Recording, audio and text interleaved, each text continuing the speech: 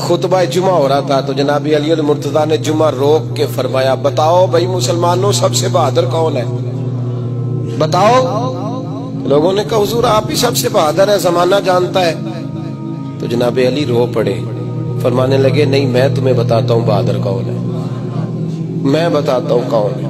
میں جب اللہ مجھے توفیق دیتا ہے نا، میں حرم کعبہ جاتا ہوں تو میں جب خانہ کعبہ کے پاس بیٹھتا ہوں نا تو میں یہ والی حدیث یاد کرتا ہوں، یہ روایت میری آنکھوں کے سامنے آتی ہے، اس کو میں اپنے ذہن میں حاشیہ خیال میں لاتا ہوں۔ جناب علی المرتضیٰ فرمانے لگے میں بتاتا ہوں بہادر کون ہے۔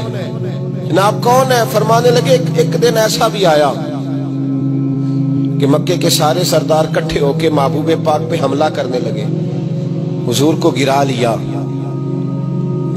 نبی پاک۔ میٹھا ہی کھانا صرف سنت نہیں، پتھر کھانا بھی سنت ہے، صرف حلوہ کھانا سنت نہیں، پتھر کھانا بھی اس سنت کو بھی ادا کرنا۔ کہتے ہیں تھوڑے سے میٹھے چاول بھی کھا لو، کھانے کے ساتھ سنت ہے۔ میں نے کہا بھائی کبھی کبھی پتھر کھانا بھی سنت ہے، اس پر بھی توجہ کریں، اس کا بھی تھوڑا خیال فرمائیں۔ کہتے ہیں حضرت علی کے کفار مکہ نے نبی پاک صلی اللہ علیہ وسلم کو گرا لیا اور معاذ اللہ تشدد کرنے لگے۔ فرماتے ہیں کوئی زور زور سے پکار رہا تھا، میرے کانوں میں آواز آئی جب میں گھر میں تھا، کوئی زور زور سے پکار رہا تھا، اور وہ کیا کہہ رہا تھا؟ کوئی ابو بکر کو خبر کرو، کوئی صدیق اکبر کو بتاؤ کہ قریش مکہ محبوب علیہ السلام کو تکلیف دے رہے ہیں، بتاؤ۔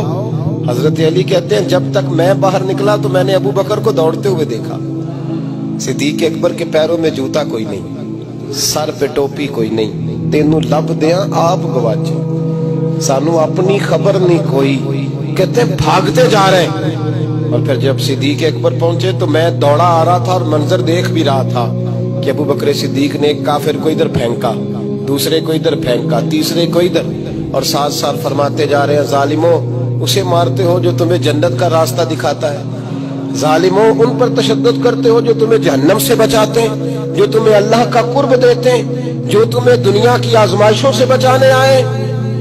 کہتے ہیں جب جناب صدیق اکبر نے دیکھا کہ پیچھے نہیں ہٹ رہے، بڑا مشکل کام نہیں کسی کے حصے کی مار کھانا، دین کا نام لے کے اپنا قد اونچا کرنا بڑا آسان ہے، لیکن 4 اینٹیں اٹھا کے کسی مسجد میں لگانی پڑ جائیں تو لوگوں کی شان میں کمی آتی ہے معاذ اللہ۔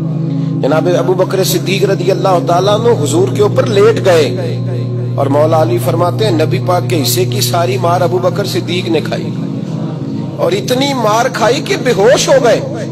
ان کے قبیلے کے لوگ آئے، اٹھایا، اور قبیلے کے ایک شخص نے کہا قریش مکہ یاد رکھنا اگر ابو بکر کو کچھ ہوا تو تمہیں بدلہ دینا پڑے گا۔ لے گئے۔ ان کی اماں کہتی ہیں ساری رات میں اپنے بیٹے کے زخم دھوتی رہی اور میں روتی رہی، ساری رات میں پٹیاں کرتی رہی اور میں پریشان رہی۔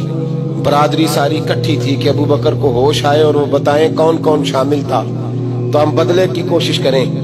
والدہ کہتی ہیں میرے دل میں خیال تھا کہ ابو بکر تو جب بھی اٹھے گا پہلا نام محمد عربی کا لے گا صلی اللہ علیہ وسلم، تو یہ تو ناراض ہو جائیں گے۔ کہتی خیال تھا کہ تھوڑی دیر کے لیے اپنے محبوب کا نام کبھی معاذ اللہ نہ لیں، برادری کٹھی ہے، میرے دل میں خیال تھا، لیکن کہتے ہیں وہی ہوا۔ حضرت سیدنا ابو بکر صدیق کی آنکھ کھلی، کہا حضور کا پتہ بتاؤ۔